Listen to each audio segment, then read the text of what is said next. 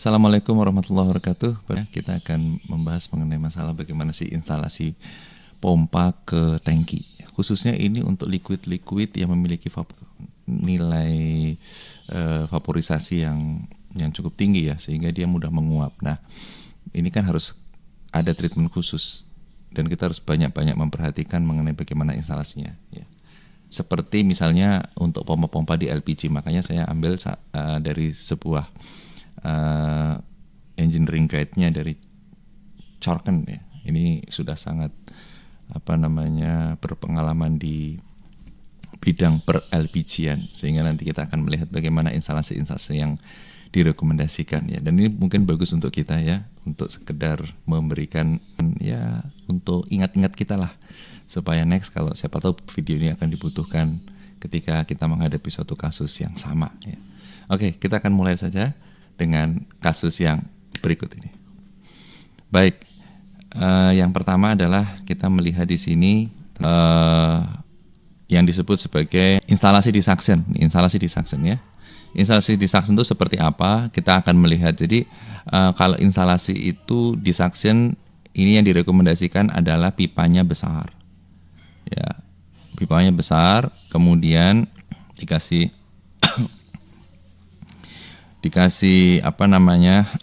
reducer ya, tapi yang modelnya seperti ini ya. Jadi jangan dari suction itu sudah kecil baru digedein, jangan ya.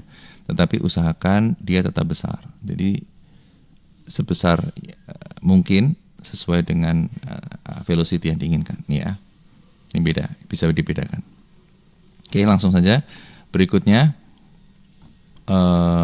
ini di sini yang ketiga ya, yang ketiga itu kalau kita lihat untuk meletakkan strainer atau apapun lah ya, itu jangan terlalu dekat dengan pompa. Pokoknya jangan ada restriction di dekat pompa. Yang direkomendasikan adalah restriction itu baru boleh ada di 10D, 10 dari diameter pipa suction. Baru di sini boleh lah dikasih strainer dan lain sebagainya. Kemudian di sini ada yang berikutnya adalah tentang reducer yang dipilih ya. Jangan konsentrik tetapi pakailah esentrik. Karena konsentrik ini nanti dia akan ngetrap gas di sini ya. Karena kita berbicara mengenai masalah liquid yang mudah menguap ya, sehingga di sini lebih baik menggunakan eccentric reducer sehingga tidak ngetrap gas di atas. Oke. Berikutnya untuk pemasangan di antara di tangki ya. Sebaiknya suction itu tidak terlalu jauh gitu. Sedekat mungkin dengan tangki kalau bisa ya. Tuh. Pesannya di nomor 7 dan 8. Kemudian di nomor 9 pesannya adalah suction itu jangan slope naik ya, tapi kalau bisa slope itu turun ya, slope itu turun sehingga di sini bisa gravity. Kemudian di sini berikutnya pesannya ini apa nih? Jangan membuat bypass line untuk vapor. Ini di sini misalnya kita instalasi pompa, kemudian di sini suction, di sini discharge, di sini ada PSV ya, untuk merilis vapor. Sebaiknya untuk merilis vapor itu tidak pocket seperti ini. Karena kalau pocket itu nanti di sini bisa tertrap kondensat ya. Jadi kalau tertrap kondensat, otomatis setting PSV di sini akan besar. Sehingga yang tadinya mestinya 13 bar itu sudah terilis, jadi 13,5 bar baru bisa terilis, sehingga di sini ada masalah nantinya di pompa kita. Makanya dibuatlah yang seperti ini ya, sehingga ini vapornya bisa naik dan seterusnya, dan ini tidak ada ketrap kondensat. Oke. Kemudian yang berikutnya adalah pesan nomor 13. Kemudian taruhlah tangki itu berada pada posisi di atas ya, di atas pompa, bukan di bawah pompa Ya, di atas pompa bukan di bawah pompa tangki, posisi tangki ya. Karena ini juga ya seperti kita tahu ini akan mengakibatkan boil gas ya, bisa terjadi ini pada saat kondisi di atas ini, sehingga yang kehisap duluan adalah yang gasnya dan ini bisa merusak pompa. Kemudian kalau kita ingin menambah pompa, misalnya pompa-pompa kecil ya, ini mainline gitu, ini kita mau tambah pompa kecil di sini, maka kita jangan meletakkannya di atas karena ini otomatis gasnya yang akan ketangkep. Demikian juga jangan di samping karena di samping ini biasanya dia ada dua fase ya, masih ada fase gas dan ada fase liquid. Maka pasanglah dia di bawah. Ini dipastikan adalah liquid yang ketrap. Ya. Ini juga sama, ini adalah konfigurasi untuk vapor dan liquid di tangki ya. Jadi vapor jangan langsung misalnya ini dilubangi gitu terus dimasukin dari atas, tapi cukup dari bawah ya ke atas gitu. Itu sama ya, artinya vapor jangan dibuang masuk ke liquidnya sini. Kemudian ini adalah bypass line ya. Kalau nanti teman-teman ada kesusahan ataupun apa ya, silakan masukin ke kolom di bawah. Tetapi silakan juga bisa di crop nih ya gambar-gambarnya supaya in case Anda membutuhkan salah satu dari gambar-gambar ini ya. Baik, ini bypass line. Ini bypass line. Ya, di sini fokusnya adalah di back check valve. Ya. Ini agak beda. Kita tidak bisa menggunakan back check valve karena positive closure of back check valve akan menghalangi ini ya proper vapor kembali ke dalam pump priming. Maka harus menggunakan istilahnya necessary flow check valve ya. Ini akan melimitasi ketika penggunaan dari bypass valve. Jadi dia ada semacam balancing gitu ya. Kemudian yang di sini, nah kalaupun kita sebetulnya tangki tidak seperti disebutkan tadi, tangki tidak boleh berada di bawah. Tapi kalaupun memang harus di bawah ya karena lokasi dan sebagainya, maka tidak boleh terlalu dalam ya. Karena ini akan menyebabkan pipanya terlalu panjang ya. Kemudian bisa juga suction pipe-nya juga terlalu besar ya. Kemudian nanti repair cost dan lain sebagainya, underground pumping system itu juga tidak mudah ya. Sehingga harus hati-hati dalam membuat seperti ini. Kemudian nomor 23 ya. Ini penggunaan back check valve ya. Jadi kalau seandainya back check valve ini mau dipasang adalah kita pasang di discharge. Ya, ini diperlukan agar apa? Agar pada saat pompa itu tidak dipakai, maka jika ada vapor dari sini masuk ke sini, dia akan ketahan di sini. Ya, prevent vaporization from coming back through pump when the pump is not in operation.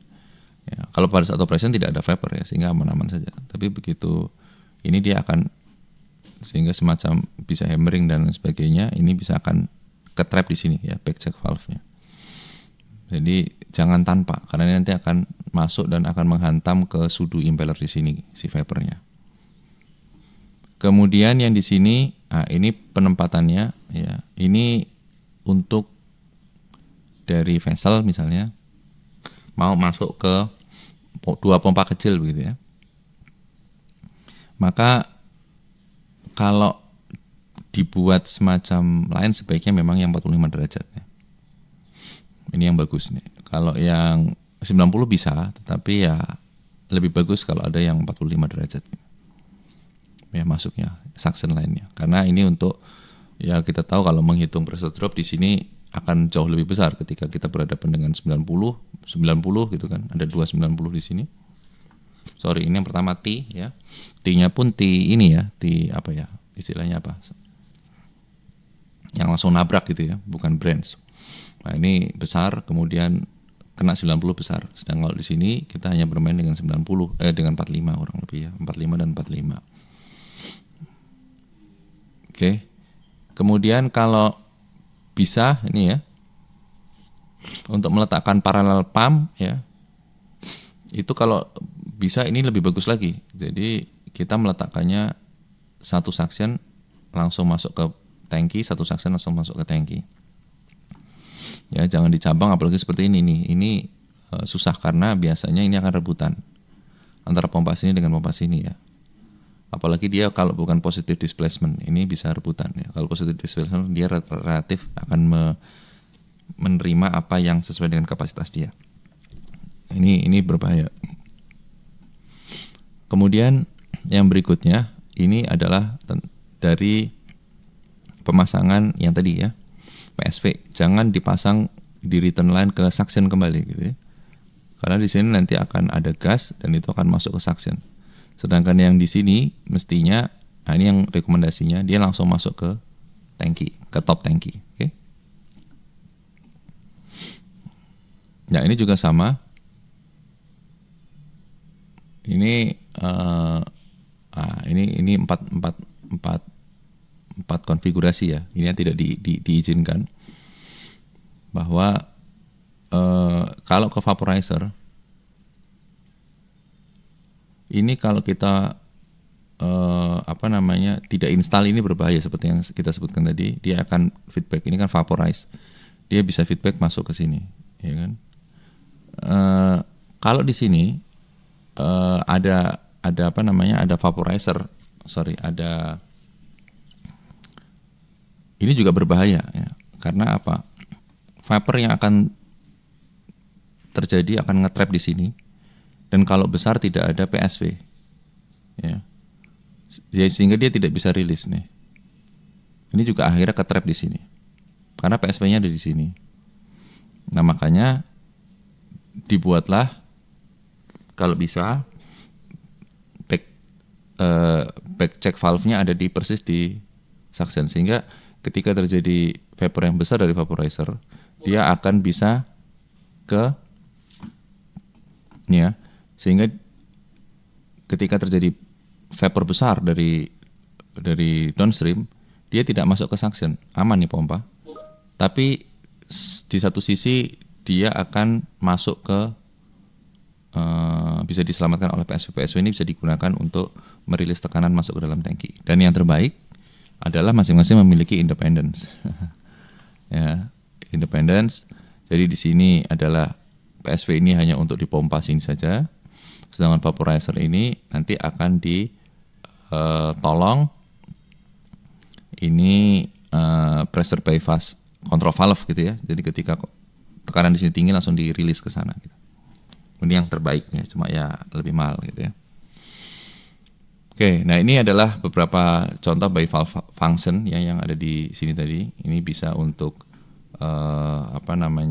disetting di sini, pairnya ini disetting sehingga ketika inletnya menunjukkan nilai tertentu ya yang kita setting di sini, maka dia akan keluar. Ya, ini kayak PSV juga. Ya, kemudian di sini juga ada beberapa konfigurasi juga yang terkait dengan sensing line ya, sensing line, dan itu mungkin nanti akan bisa kita pelajari ketika kita melihat konfigurasinya. Jadi tergantung banget dengan konfigurasi yang ada nih, konfigurasi yang ada ya. Apakah nanti kita menggunakan konfigurasi yang tipe ini ya, tipe ini dan sebagainya ya. Memang yang direkomendasikan awal biasanya sih tipenya seperti ini. Dia menggunakan bypass valve yang langsung dia menuju ke tangki, tidak menggunakan PSV-nya di sini. Karena bisa jadi tekanan rilis yang dibutuhkan di sini dengan yang di sini bisa jadi berbeda karena pipanya panjang misalnya ya. Sehingga di sini impact tekanannya lebih besar gitu. Sehingga harus dibikin bypass valve sendiri saja lebih baik begitu ya. Oke, jadi saya kira mungkin itu yang bisa kita sampaikan. Mudah-mudahan sedikit bisa memberikan informasi. Mohon maaf jika ada kekurangan. Assalamualaikum warahmatullahi wabarakatuh.